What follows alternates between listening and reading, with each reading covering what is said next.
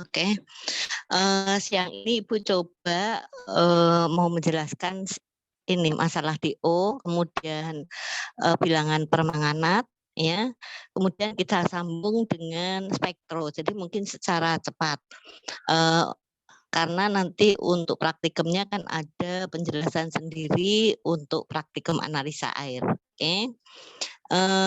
Untuk penetapan oksigen terlarut atau biasa disebut dissolved oksigen ya, oksigen terlarut.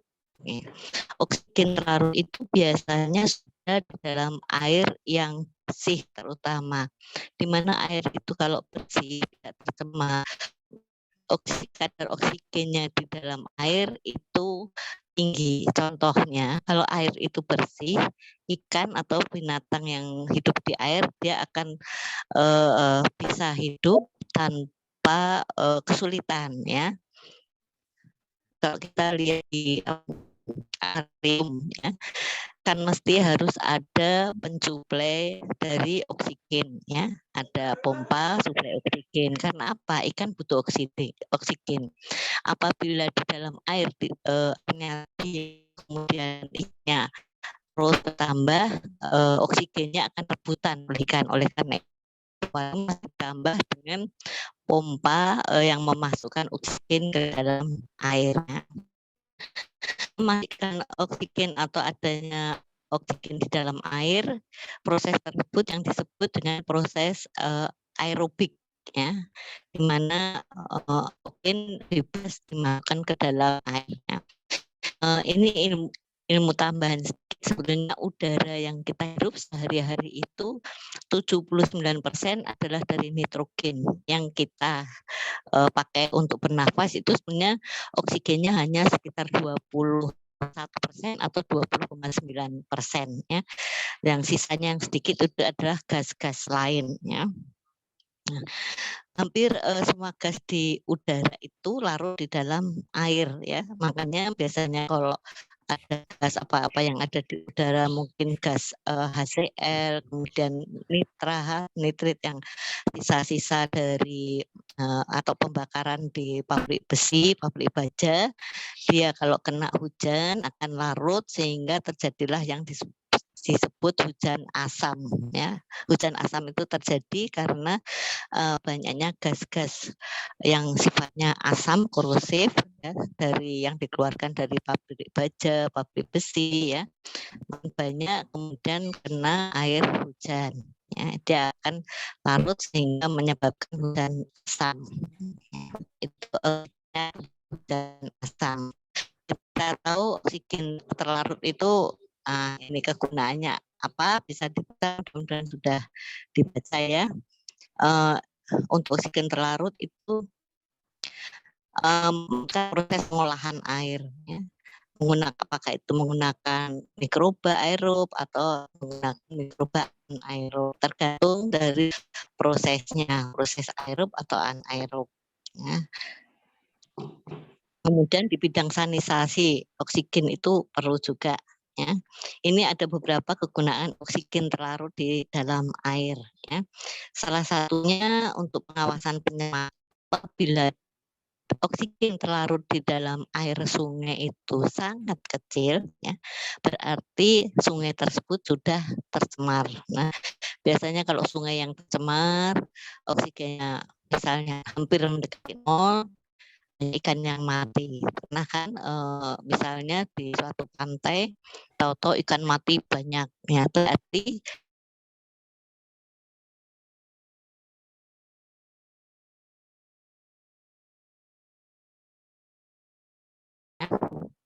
itu kenapa terjadi banyak sekali misalnya ikan sudah di pantai mati semua ya. Kemudian yang kelima sebagai dasar pengukuran BOD atau biochemical, biasanya ada mengatakan biochemical, ada mengatakan biological dari oksigen demand. Jadi kebutuhan oksigen untuk zat-zat biologi ya atau biochemical. Nah, ini diukurnya di dalam 5 hari pada suhu 20 derajat Celcius. Nah, Ini kelarutan oksigen di dalam air tawar ya. Jadi pada suhu yang biasa ini sekitar suhu 30 ya, itu biasanya kadar oksigennya maksimalnya sekitar 7,6 miligram per liter ya. Harusnya semakin dingin kadar oksigennya semakin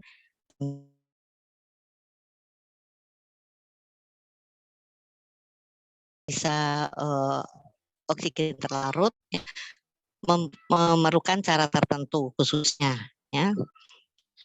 Jadi airnya tidak boleh berhubungan dengan udara luar. Jadi nanti mungkin dijelaskan oleh setelah bagaimana cara pengambilan sampel untuk analisa oksigen terlarut sehingga tidak berhubungan langsung dengan udara cara pengambilannya ya.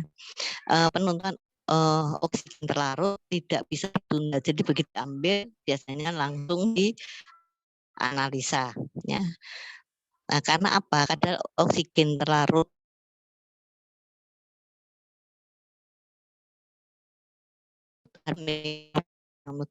yang sifatnya aerob. Ya. Kalau mikrobanya sifatnya aerob, oksigennya dalam waktu dekat dari tempat pengambilan sampai kita ke lab biasanya sudah kurang sekitar 50%. Bahkan kalau banyak sekali mikrobanya bisa tinggal sedikit ya. Itu sebabnya satu harus dilakukan di tempat atau ditambah dengan asam ya, Na asid ya, dan reaksi oksigennya di mana bisa menghambat pertumbuhan mikrobanya sekitar 6 jam ya. Jadi kalau sudah diberi penghambat mikrobanya ini sebelum 6 jam harus sudah dianalisa. Kalau setelah 6 jam belum dianalisa sudah tidak valid hasil dari oksigen terlarutnya.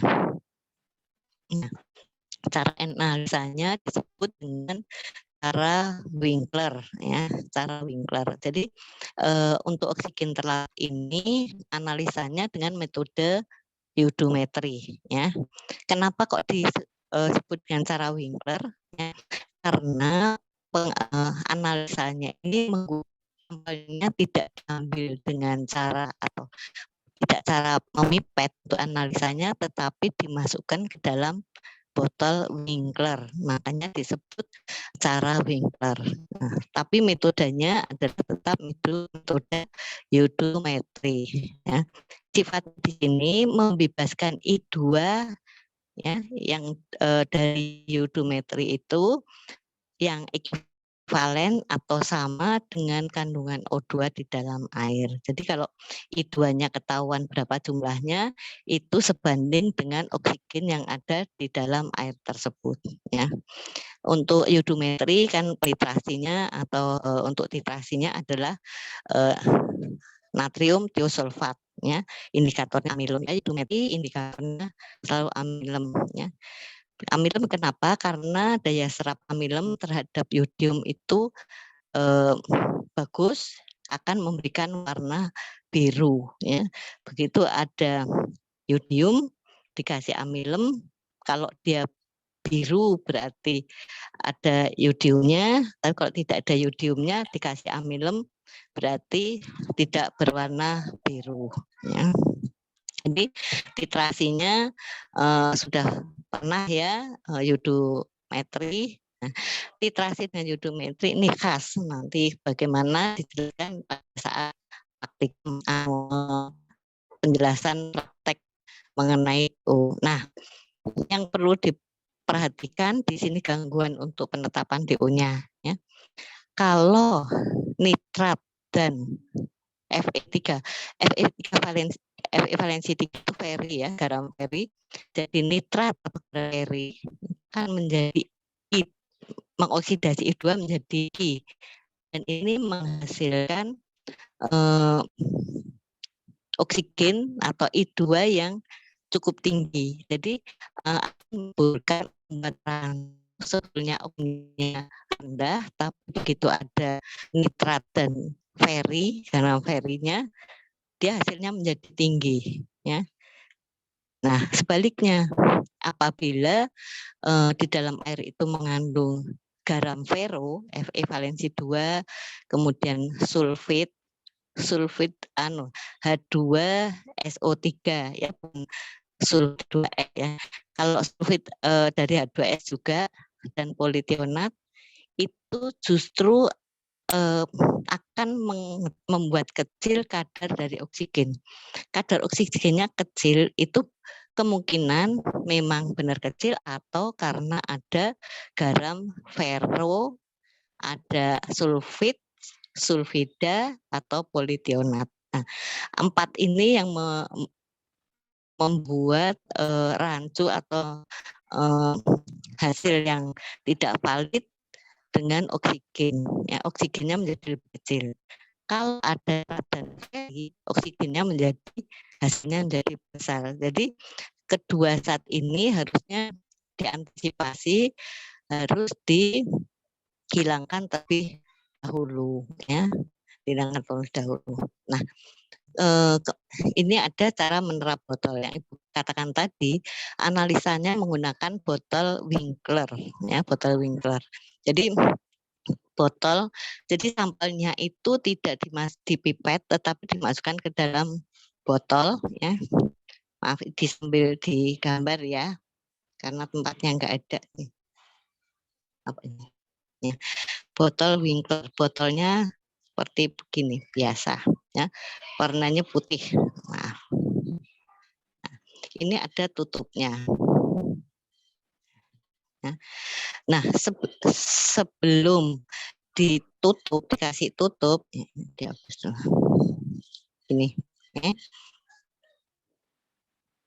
Nah, air ya dimasukkan, ya, boleh menggunakan pipet, boleh dituang, tetapi ingat kalau dituang diusahakan kontak dengan udaranya sangat sedikit, atau langsung saja di pipet tetapi tidak usah diukurkan, dimasukkan langsung ke dasar, ya. Masukkan ke dasar terus sampai penuh, ya, sampai penuh. Nah, setelah penuh diambil, ya, kemungkinan sampai sekian. Nah, maaf. Sampai sekian. Nah, baru ditutup. Ya. Kalau ditutup, ya, akan ada air yang tumpah. Tidak apa-apa, ya, air yang tumpah.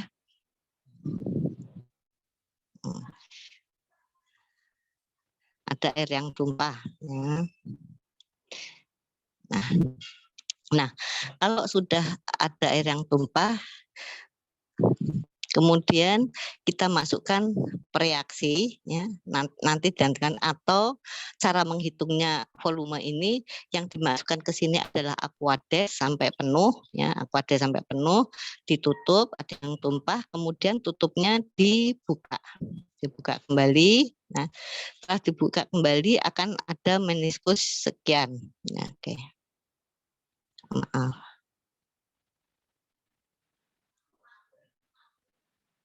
Nah, meniskusnya kemungkinan sekian, ya.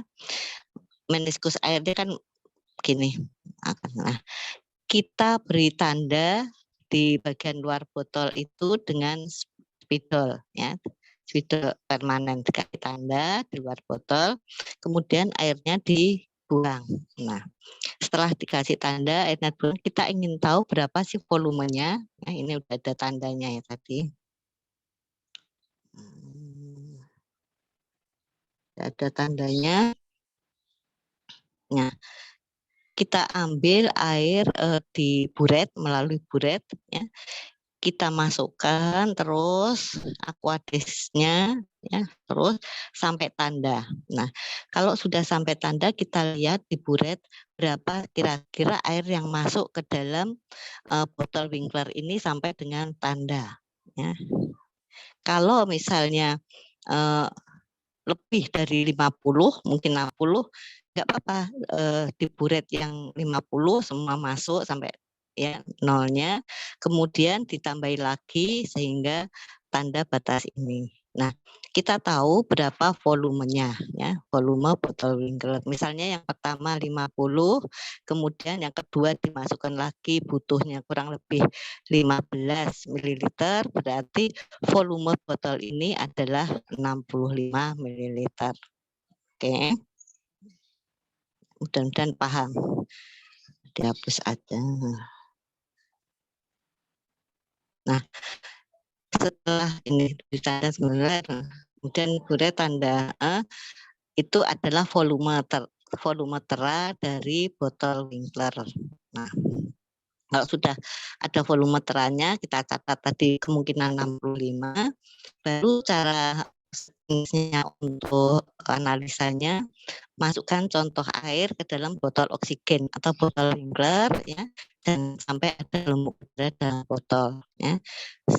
Dimasukkannya contoh air tersebut atau sampel air itu sampai tanda ya, sampai tanda yang sudah diukur berapa volumenya, kemudian ditambahkan 1 ml MnSO4 20% dan 1 ml reaksi oksigen. Botol ditutup. Bagaimana cara menambahkannya yang Ibu tadi bilang seperti tadi. Nah, cara menambahkannya tadi misalnya sudah ada sampelnya, ya misalnya sampelnya sudah dimasukkan kemudian ditutup tinggal sekian. MnSO4-nya dimasukkan dengan pipet volume ya 1 mili ya sampai dasar baru dikeluarkan ya. Udah setelah itu yang kedua tambahkan 1 ml lagi ke reaksi oksigennya ya. Kalau sudah ditambahkan berarti dia akan volumenya akan naik menjadi ditambah 2 mililiter ya, kurang lebih naik. Setelah itu dia akan ditutup. Kalau ini ditutup, air yang tumpah berapa? Air yang tumpah juga sama dengan 2 mililiter ya. Karena apa? Karena sudah pas, tambah 2 mililiter, kemudian ditutup yang tumpah 2 mililiter lagi. Nah, apa yang terjadi? MnSO4 dan reaksi oksigen yang dimasukkan di sini akan bereaksi ya, semua akan membentuk koloidal. Nah, di sini akan membentuk koloid terus kemudian bisa dihomogenkan. Nah, dan dimungkinkan ya dimasukkan ke dalam ruang yang bebas cahaya kurang lebih 15 menit. Kemudian di dalam botol itu akan terpisah yang di bagian bawahnya yang ada koloidnya, yang bagian atasnya menjadi yang lebih bening ya. Nah, untuk itu dibagi dua ya. Dibagi dua, misalnya ini tadi ya botolnya. Ini yang koloidnya ya, cairan beningnya berarti sampai di sini ya, cairan bening karena ini kan tadi ditutup, masih keadaan tertutup. Nah, begitu dibuka cairan yang bening di atasnya ini, cairan yang bening di atasnya ini dimasukkan ke dalam stop Erlenmeyer ya. Kenapa stop Erlenmeyer? Karena ini proses analisanya menggunakan metode iodometri ya. Nah, ini yang bening dimasukkan sampai sekian, kemudian yang ada koloidnya tetap aja diletakkan di botol ya, ada tutupnya juga pakai ya. Nah, untuk ini yang dititrasi sendiri-sendiri, yang di Erlenmeyer dititrasi sendiri, nanti dilanjutkan yang di botol tersebut. Oke. Oke, belum dihapus.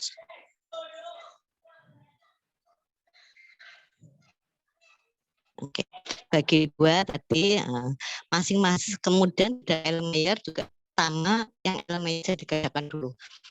Ditambahkan 1 ml H2SO4 ya. Dan SO4 dan menggunakan disulfat 0,025 N sampai warna kuning muda. Apabila ya, ini perlu dicatat, apabila pada penambahan 1 ml H2SO4 pekat itu warnanya sudah kuning muda, ya, sudah kuning muda, tidak usah dititrasi dulu, tetapi langsung ditambahkan amilum 1 mili. Ya, tambahkan amilum. Tujuannya apa? Kalau warna kuning muda, I2 yang dilepaskan sangat sedikit. Kalau tutupnya dibuka, kemudian dititrasi, kemungkinan I2-nya akan hilang. Ya. Begitu nanti tambah amilum mau dititrasi, sudah habis, sudah nggak bisa. Ya. Ingat, kalau warna kuning sudah kuning muda, langsung ditambah indikator amilum 1 mili. Tujuannya apa? I2 yang tinggal sedikit itu diikat dulu dengan amilum, diikat dulu sehingga menjadi warna biru. Ya. Kalau sudah warna biru baru dititrasi. Ya. Titrasi mulai 0, ingat ya kemarin mulai 0 dititrasi sampai warna biru tepat hilang.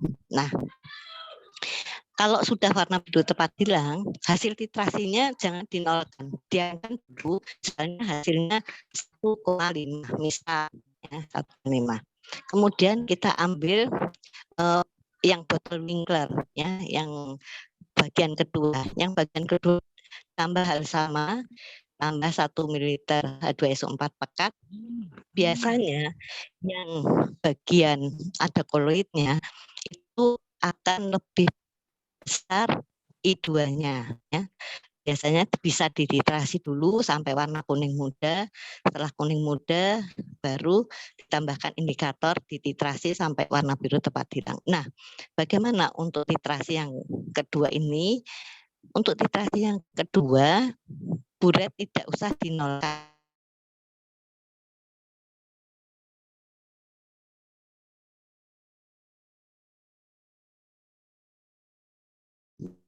Dilanjutkan. Nah, bagaimana cara ngitungnya? Nah, ngitungnya dari titrasi yang kedua, misalnya titrasi yang kedua dari 1,5 sampai dengan misalnya sampai dengan 5, maka hasil yang dicatat untuk pemakaian tiosulfatnya adalah titrasi yang terakhir. Nah, yang dicatat adalah yang 5. Dan data. Nah, bagaimana dengan perhitungan? Ibu kan pernah bilang untuk titrasi itu semua perhitungannya sama, ya, 1000 per volume. Kenapa volume teras? Sebetulnya ini volume sampel, ya. Volume sampel, tadi volume sampelnya, volume terasnya sudah tahu kan? Tadi kemungkinan kurang lebih sekitar 65. Kenapa dikurangi 2? Karena yang 2 bukan sampel. Yang kedua adalah yang 2 mili tadi. 1 mili MnSO4 dan 1 mili bereaksi oksigen. Kalau seandainya penambahannya reaksi oksigennya 2, kemudian 2 mili, kemudian MnSO4-nya juga 2 mili, maka volume di sini volume teras dikurangi 4, ya. Kemudian dikalikan dengan volume titran tiosulfat dan kalikan dengan normalitet titran. Berapa? Dikalikan dengan berat ekivalen. Ibu kemarin bilang kalau ini N berarti dikalikannya berat ekivalen. Berat ekivalen adalah berat molekul dari O2 dibagi dengan valensinya. Valensi O2 adalah 2, ya.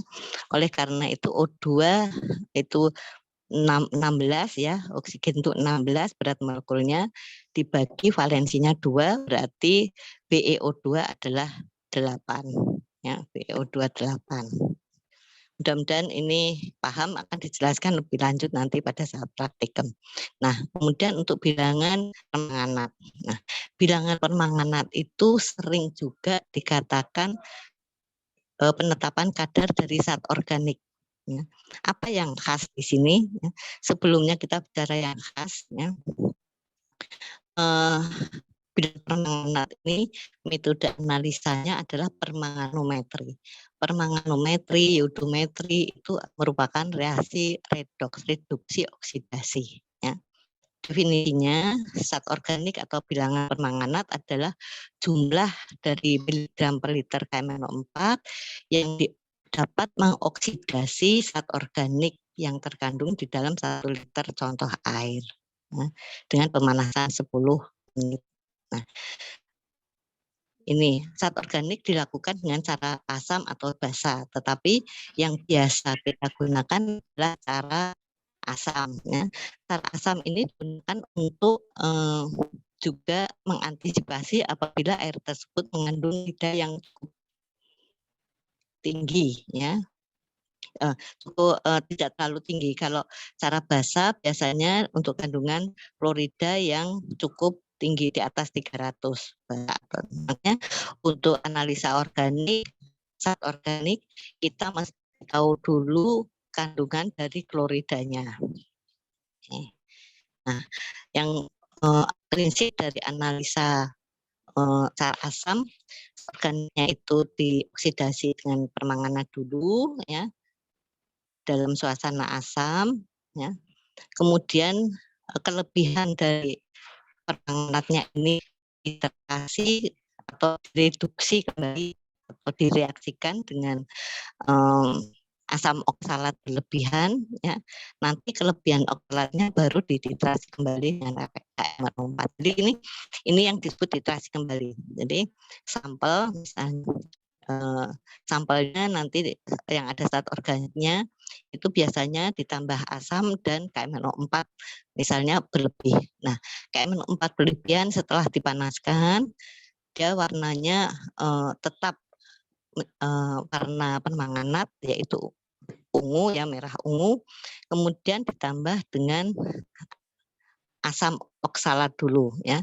Nanti kalau ini kan ada 4 asam oksalat nanti sampai warna dari KMNO4-nya hilang. Kalau karena KMNO4-nya sudah hilang, berarti kelebihan dari asam ini dititrasi kembali menggunakan KMNO4. Nah, zat organiknya ini dioksidasi, ya, menjadi CO2 dan H2O, cara asam. Nah, untuk dipraktekkan nanti kita menggunakan cara asam. Nah, kalau cara basa, karena basa biasanya dibasahkan dulu dengan NaOH, yang selanjutnya baru dioksidasi dengan KMNO4 berlebihan. Ini sama bedanya. Kalau yang cara asam diasamkan dulu, kalau yang cara basa dibasahkan dulu, tapi selanjutnya adalah sama, ya. Kuncinya hanya di situ. Nah, ini yang diketahui untuk secara teori. Gangguannya adalah sulfida, ya. Yaitu dengan dipanaskan dengan asam. Ya, cara asam itu juga sebetulnya untuk menghilangkan sulfida dan nitrit, ya. Apabila ada garam ferro Fe valensi 2 dihilangkan dengan penambahan beberapa tetes KMNO4. Jadi dengan adanya KMNO4 yang berlebih diharapkan garam ferronya juga akan hilang, ya. Jadi zat-zat yang ditambahkan semua bisa mengantisipasi gangguannya yaitu sulfida, nitrit maupun ferro, ya, garam ferro. Itu gangguan yang bisa diatasi. Nah, satu yang khas lagi dari analisa zat organik bilangan permanganat, Erlenmeyer yang akan digunakan harus dicuci. Nah, cara pencuciannya bukan dicuci pakai sabun, bukan dicuci pakai bersih, tetapi pencuciannya dengan menambahkan tambahkan Aquades, kemudian ditambahkan asam dulu, asam dan KMNO4.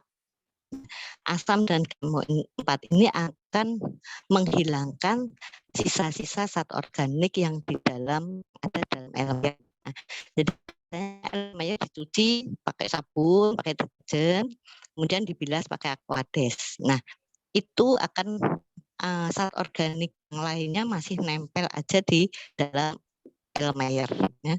Oleh karena itu untuk analisa zat organik ini harus dicuci menggunakan asam dan KMNO4 dipanaskan, ya, sampai mendidih. Nah, apabila pada saat dipanaskan warna KMNO4-nya hilang, ditambahkan lagi warna KMNO4 sampai warna tidak hilang, ya. Itu cara pencucian Erlenmeyer yang akan digunakan. Nah, diingat setelah dicuci airnya dibuang, tidak perlu dibilas lagi menggunakan Aquades atau menggunakan sampel. Jadi itu sudah bersih ya untuk analisa zat organik, tidak dipengaruhi oleh zat organik dari bekas-bekas pencucian kembali ya. Itu yang penting. Kalau penetapan bilangan penanganannya mudah-mudahan sudah dibaca atau nanti dijelaskan di praktikum. Oke, Ibu mau lanjut yang penting-penting dulu. Nah, ini perhitungannya sama sebetulnya hanya dikalikan 31,6. 31,6 itu kesetaraan ya, kesetaraan KMNO4 ya, kesetaraan KMNO4-nya. Jadi kita nanti kalau pas seandainya praktikum kita hitung 31,6 itu dari mana. Oke. Kemudian Ibu sebetulnya ini sudah selesai, Ibu mau langsung ke zat organiknya. Maaf, kok zat organik sudah, Ibu mau ke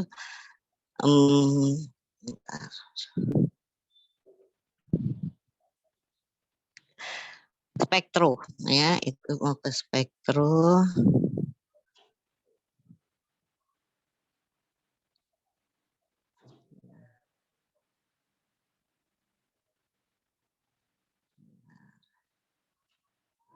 Spektro.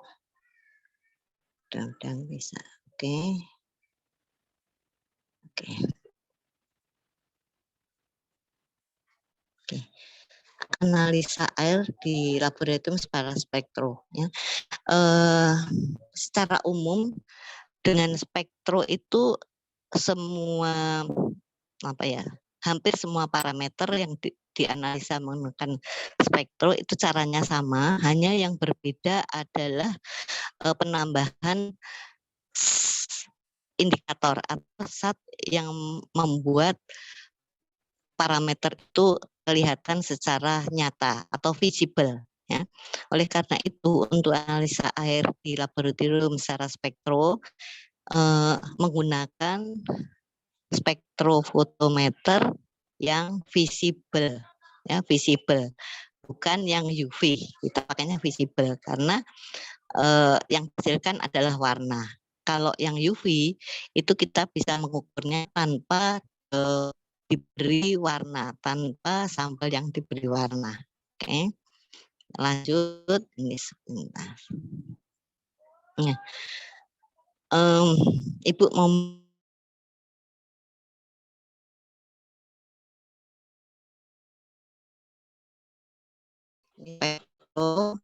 nitrit ya. Mudah-mudahan bisa nanti sambil dibaca ya. Ini teman, ada 3 yang mirip yaitu nitrit, krom dan CO. Nitrit, krom dan CO. Nanti yang kedua adalah Fe dan Mn. Nah, ini ringkasan analisa. Nitrit, krom dan CO ya. Volume ukur semua yang digunakan adalah ukur yang 50 ya. Volume blanko yang masuk ya, pertama kali volume blanko yang dimasukkan pertama kali kurang lebih sekitar untuk nitrit 40, krom 40 dan CO 30. Kemudian sampel, misalnya sampelnya masing-masing, sampel untuk nitrit itu sekitar 10 ml ya. Kemudian krom 10 ml, kalau CO 5 ml. Seri yang disiapkan sudah dibuat 0,1 ini sudah ada semua, hanya untuk CO, maaf, CO ini bukan 0,1 sampai 1 tapi 1 ppm sampai dengan 10 ppm ya, ini 1 sampai 10 ppm. Nah, reaksi yang digunakan untuk nitrit adalah serbuk gris, akan menghasilkan warna pink sampai ungu ya, dengan waktu inkubasi 10 menit. Jadi setelah ditambahkan reaksi Gris, ditunggu 10 menit, dihomogenikan 10 menit. Kemudian akan terjadi warna pink sampai ungu. Kalau kadarnya kecil, pink muda, kalau kadarnya besar sampai ke ungu. Ada panjang gelombang berapa nitrit dilihat di spektrum, pada panjang gelombang 520. Demikian juga untuk krom, reaksi yang digunakan hanya divinyl karbasid. Kalau tris tadi berupa padat, kalau divinyl karbasid berupa cair, ya, bereaksi cair. Ditambahkannya 2,5. Warna yang terjadi hampir sama, pink sampai dengan merah ungu. Waktu inkubasinya terjadi perubahan warnanya kurang maksimal adalah sekitar 10 menit. Ya. Panjang gelombang untuk analisanya di 540. Kemudian kalau CU itu kita ada 3, yaitu maaf ada 2, amonia, ya, amonia 5%, NH4OH, NH4OH itu amonia, ya, amonia 5%, dan natrium dihidrokarbonat 1%. Masing-masing ditambah 5 mili, ya. Jadi untuk analisa CU itu pemeriksaannya dalam suasana basah, ya. Dalam suasana basah, warna yang dihasilkan apabila kadarnya CU kecil dia warna kuning. Kalau agak tinggi coklat. Ingat, kalau sangat tinggi biasanya akan terjadi koloid.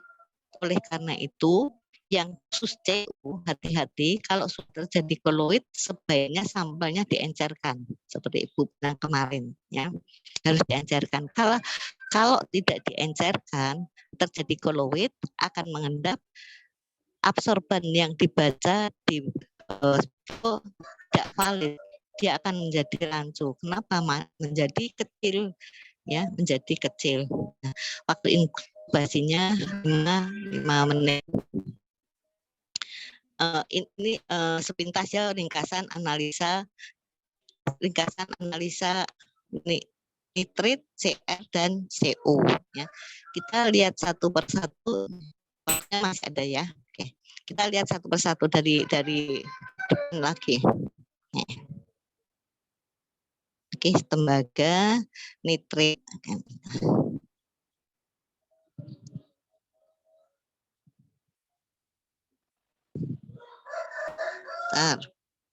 Bentar.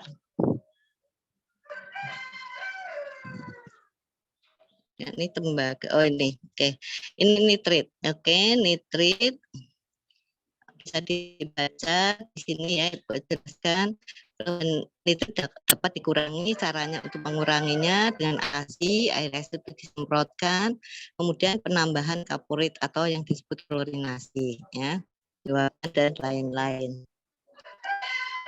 Prinsip analisa spektrum ini nitrit membutuhkan warna aso yang merah sudah dengan peran dari asam sulfanila dan nafsu dietilen hidroklorida. Ini campuran ini yang disebut dengan GRIS, ya, campuran yang disebut dengan GRIS. Oke, ini udah. Gangguannya ini mesti diperhatikan, ya, gangguannya ini nanti dibaca.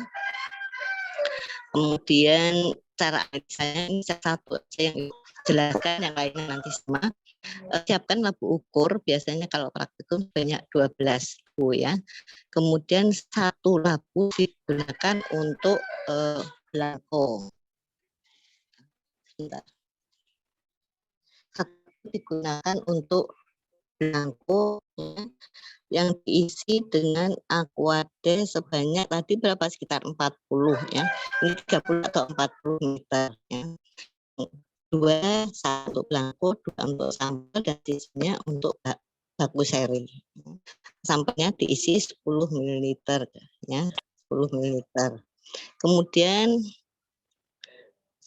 kemudian setelah siapkan baku seri 1 sampai 0,11 ppm, ya, sudah dimasukkan, kemudian semua Erlenmeyer ini ditambahkan aquade setinggi belangko. Kalau belangkonya tadi 40 ml, ditandai, ya, semua elemennya ditandai yang sama setelah ditambah sampel dan ditambah baku seri, kemudian ditambah Aquades sampai semuanya volumenya 40.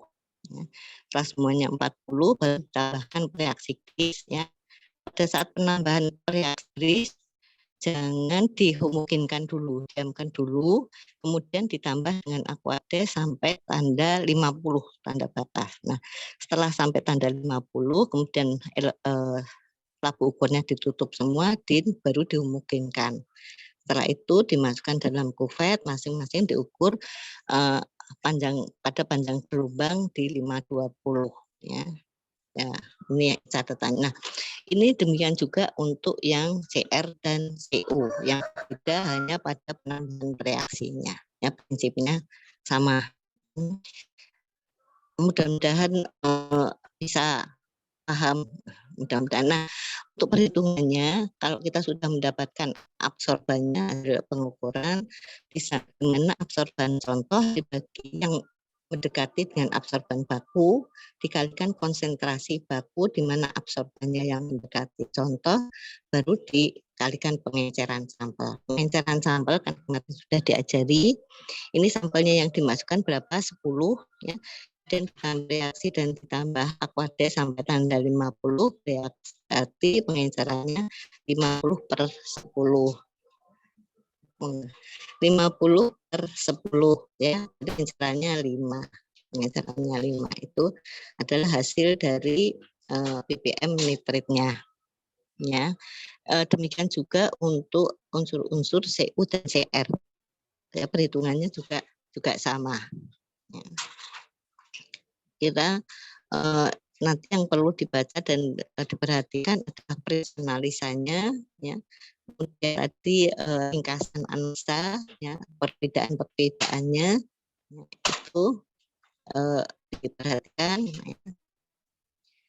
Demikian juga nanti yang U dan MN ya.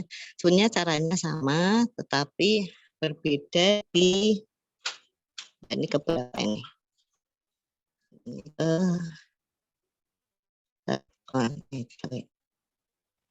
MN yang terakhir nih, MN dan besi.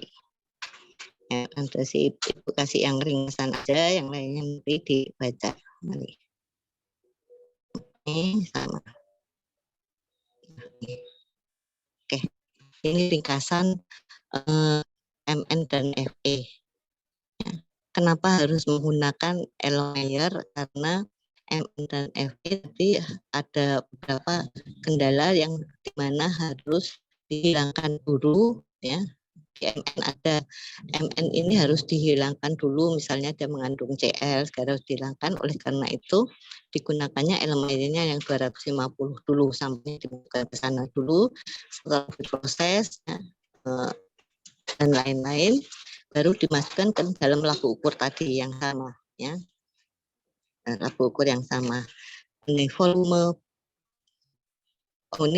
blankonya, blanko di Aquades ya, dengan ini volume blankonya langsung 50. Jadi dari labu ukur yang dipakai 50, ya, blanko itu 50 dimasukkan ke dalam Elmeyer ya, 250, kemudian sampel juga dimasukkan ke dalam Elmeyer dulu 50 ya.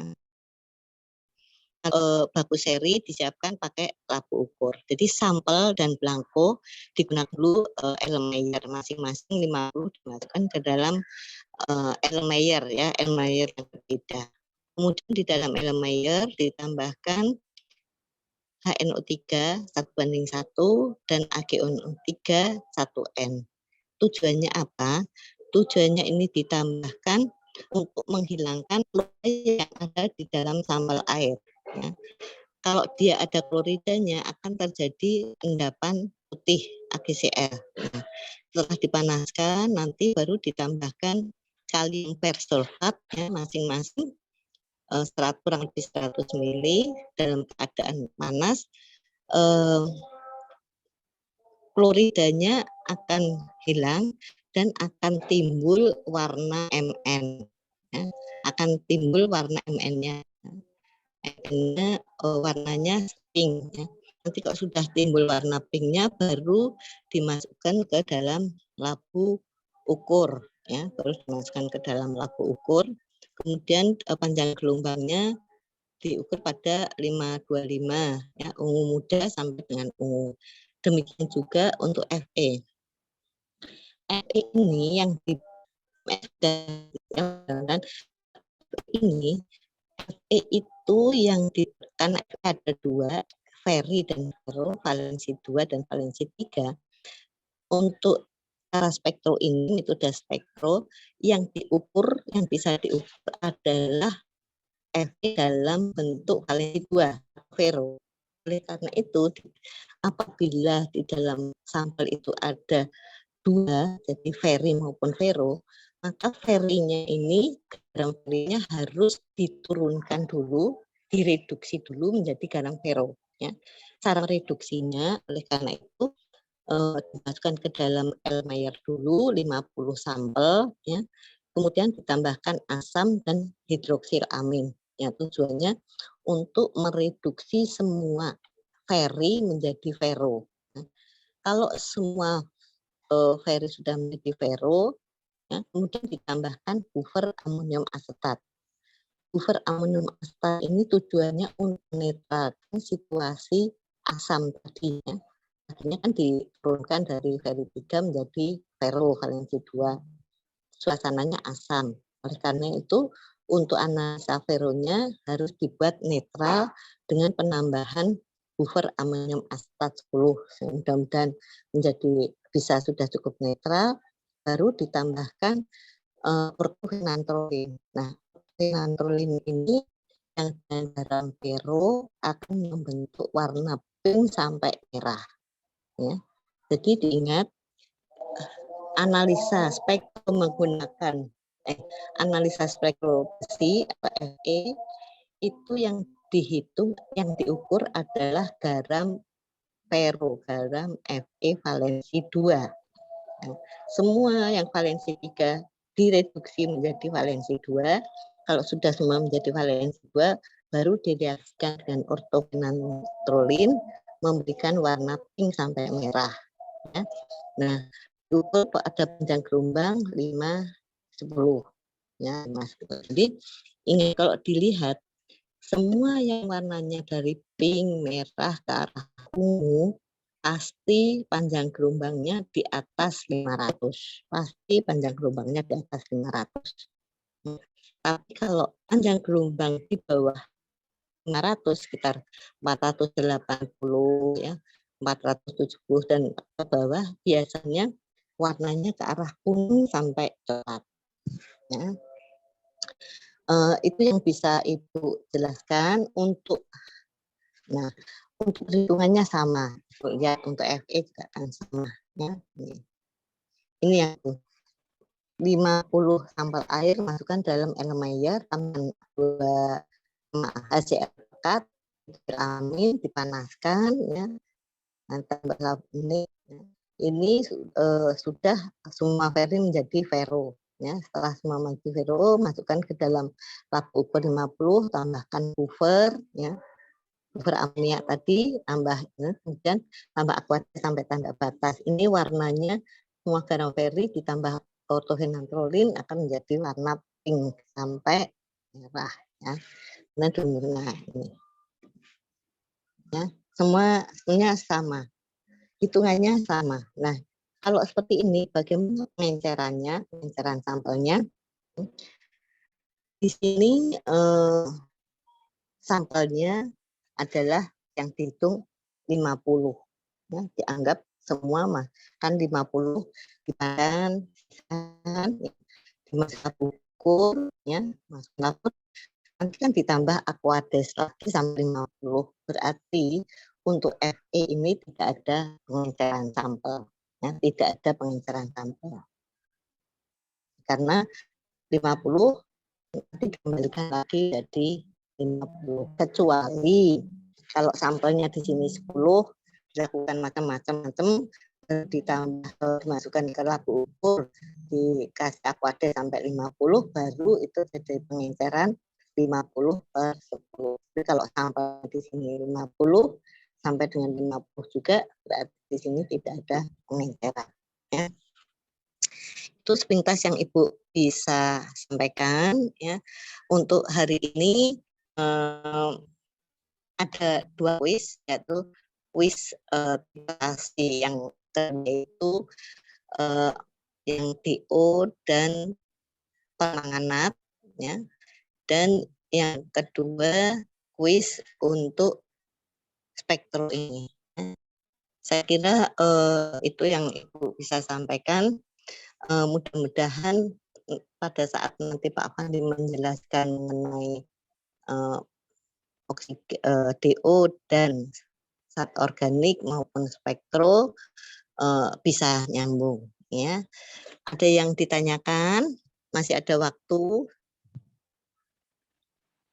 Ada yang ditanyakan? Silahkan. Ada enggak? Insya Allah cukup, Ibu. Cukup, insya Allah cukup. Oke.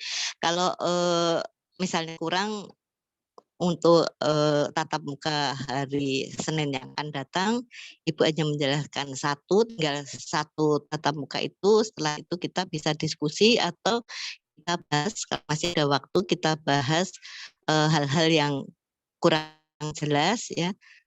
Jadi untuk menjelang Meet, mudah-mudahan semua sudah paham. Oke. Ini kan tatap muka kelima ya. Iya, Bibi. Jadi kurang satu apa kurang 2? Kurang 1 ya. Kurang 1 apa 2 tatap muka, salah. Oke. Saya rasa Ibu cukup. Sebelumnya Ibu minta maaf untuk teman-teman yang ada di Indonesia Timur. Mungkin waktunya lebih sedikit ya untuk membuat kuisnya atau mengerjakan kuisnya, karena Ibu membuka di Indonesia yang tengah dan barat ini sampai jam 23.55 atau 50 enggak salah. Mungkin di sana sudah lewat ya. Mudah-mudahan tetap bisa ya. Kalau ada jaringannya bagus dibuat siang ya. Kalau jaringannya jelek, ayo kita kejar supaya malam sudah bisa terkirim ya. Untuk itu Ibu ucapkan terima kasih. Apabila ada kekurangan silahkan WA lewat Sipen atau lewat manapun, Ibu akan menjawab apa yang jelas. Oke. Terima kasih. Wassalamualaikum warahmatullahi wabarakatuh. Jangan lupa warahmatullahi wabarakatuh. Terima kasih Ibu. Terima kasih Ibu. Ayo dulu ya.